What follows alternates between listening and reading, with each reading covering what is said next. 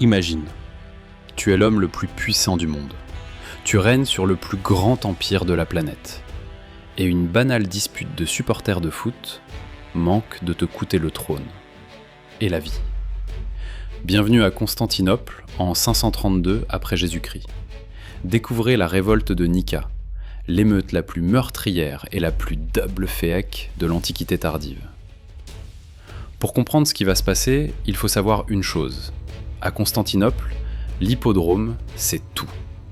C'est le stade, la place publique, le lieu de pouvoir. Et les courses de chars, c'est l'équivalent de nos matchs de Ligue des Champions, mais en 10 fois plus violent. Les supporters sont organisés en factions. Les deux principales, les bleus et les verts. Et ces deux camps ne se contentent pas de chanter des chansons. Ils se tapent dessus dans les rues, ils font de la politique, ils influencent les empereurs. L'empereur du moment s'appelle Justinien Ier. Un type ambitieux, intelligent et franchement stressé. Il a favorisé les bleus pendant des années. Mais là, il commence à vouloir mettre tout le monde au pas. Janvier 532. Justinien fait arrêter et condamner à mort plusieurs membres des deux factions, bleus et verts, pour des émeutes récentes. Problème, 2 condamnés s'échappent de la pendaison. Littéralement. La corde casse. 2 fois. Les gens y voient un signe divin. Ils se réfugient dans une église.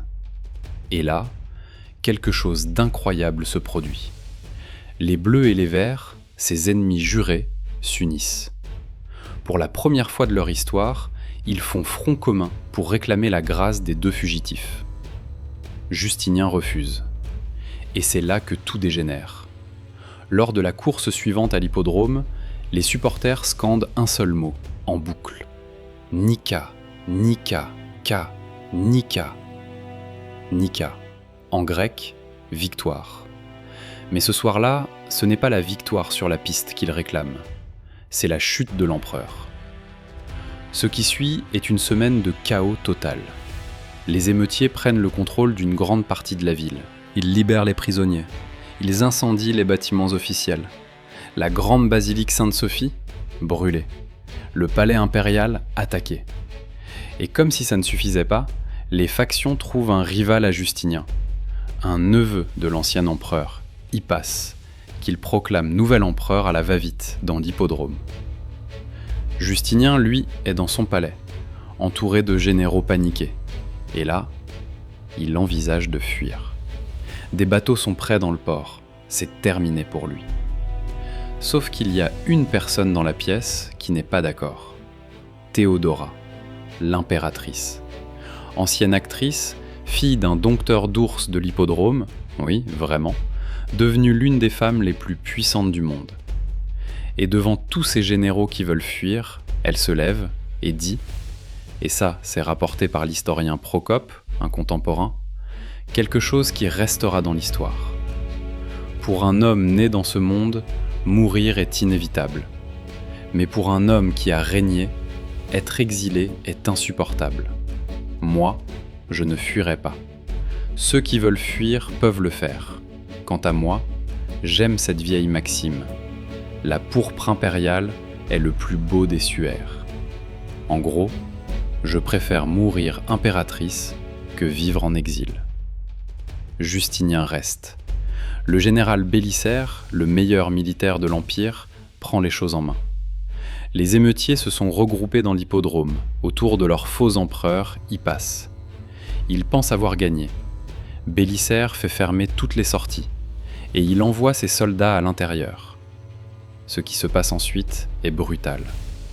En quelques heures, 30 000 personnes sont tuées dans l'hippodrome. 30 000.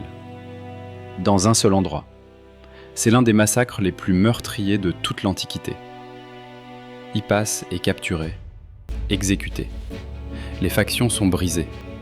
Justinien récupère son pouvoir, plus fort que jamais. Et voilà le twist final. Justinien, au lieu de se venger de la ville qui a failli le tuer, la reconstruit. Il fait ériger la nouvelle Sainte-Sophie, ce chef-d'œuvre architectural qui existe encore aujourd'hui à Istanbul, terminé en seulement 5 ans. Comme pour dire à Constantinople, tu as essayé de me détruire, Alors, regarde ce que je suis capable de faire. La révolte de Nika, c'est l'histoire d'une émeute de supporters qui a failli effacer un empire. C'est l'histoire d'une femme qui a sauvé un trône avec un discours. Et c'est l'histoire d'un massacre oublié, enfoui sous des siècles de splendeur architecturale.